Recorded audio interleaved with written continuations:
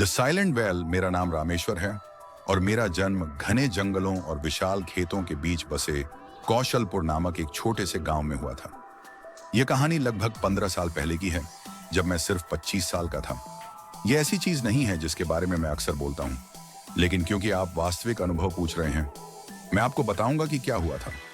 कौशलपुर शांतिपूर्ण था, लेकिन हर गांव की तरह इसमें भी कुछ रहस्य थे। हमारे गांव के केंद्र में एक सदियों पुराना कुआं था, जिसे खामोश कुआं कहा जाता था। लोगों का मानना था कि यह शापित था। सूर्यास्त के बाद कोई भी इसके पास नहीं जाता था।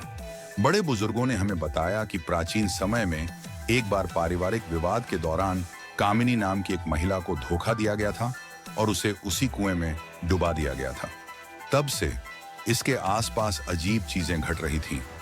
मैंने ऐसी कहानियों पर कभी विश्वास नहीं किया, ये सोचकर कि वे बच्चों को डराने या हमें पानी बर्बाद करने से रोकने के लिए होती हैं। लेकिन एक गर्मी की रात मेरे विचार बदल गए।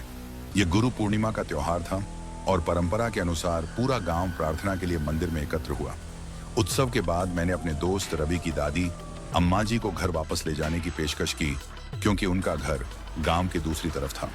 ये एक लंबी पैदल यात्रा थी और वह अपने पैरों पर बहुत स्थिर नहीं थी। वापसी का सबसे तेज रास्ता साइलेंट वेल के ठीक सामने जंगल के रास्ते से होकर जाना था।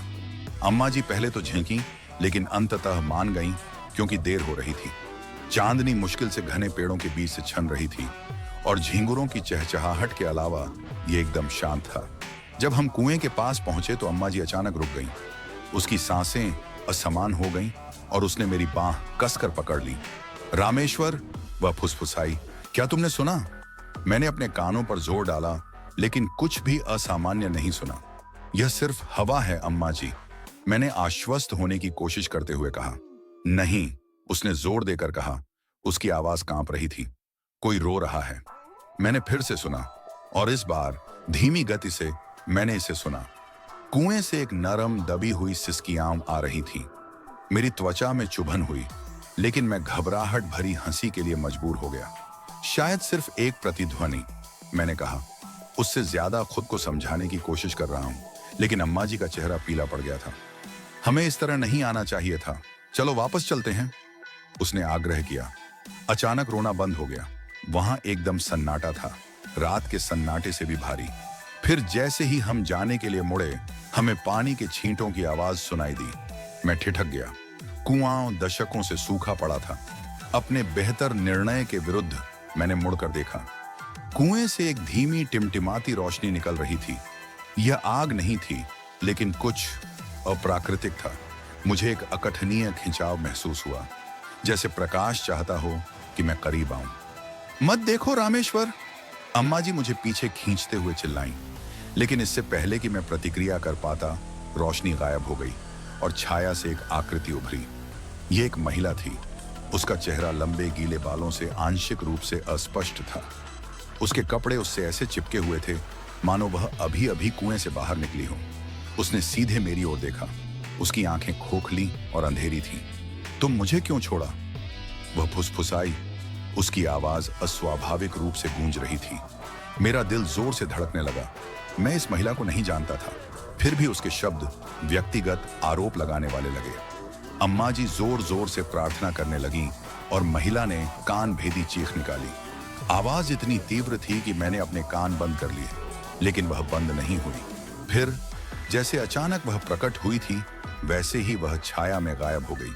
हम उतनी तेजी से दौड़े जितनी तेजी से अम्मा जी के पैर उन्हें ले जा सकते थे, और तब तक नहीं रुके जब तक हम उनके घर नहीं पहुंच गए। मेरे हाथ कांप रहे थे और अम्मा जी स्पष्ट रूप से हिली हुई थी। अगली सुबह मैंने रवि और कुछ ग्रामीणों को बताया कि हमने क्या देखा था। एक बुजुर्ग को छोड़कर उनमें से अधिकांश ने इसे हमारी कल्पना की कल्पना कहकर खारिज कर दिया। उसने ध्यान से सुना और फिर कहा, कामिनी की आत्मा को शांति नहीं मिलती, कुआं उसका दर्द छुपाता है। उत्सुकतावश मैंने गांव के अभिलेखों को खंगालना शुरू कर दिया। मुझे पता चला कि कामिनी के साथ सचमुच अन्याय हुआ था। उसके अपने परिवार ने उसे धोखा दिया था, उस पर जादू टोना करने का आरोप लगाया गया था और उसे मरने के लिए कुएं में फेंक दिया गया था। हर साल गुरु पूर्णिमा पर उनकी मृत्यु की रात उनकी आत्मा न्याय की तलाश में कुएं के पास भटकती थी। आज तक मैं अंधेरा होने के बाद गांव के उस हिस्से से दूर रहता हूं। कुआं अभी भी खड़ा है। ये उस भयावहता की एक मूक याद दिलाता है जो इसमें छिपी है। कुछ रातों में जब हवा ठीक होती है, ग्रामीण उसके रोने की आवाज सुनने का दावा करते हैं। चाहे आप मुझ पर विश्वास करें या न करें, मैं इसे आप पर छोड़ता हूं। लेकिन अगर आप कभी कौशलपुर जाएं, तो यह याद रखें, रात में साइलेंट वेल के पास से कभी ना गुजरें। For more stories, subscribe spooky Sanskrit.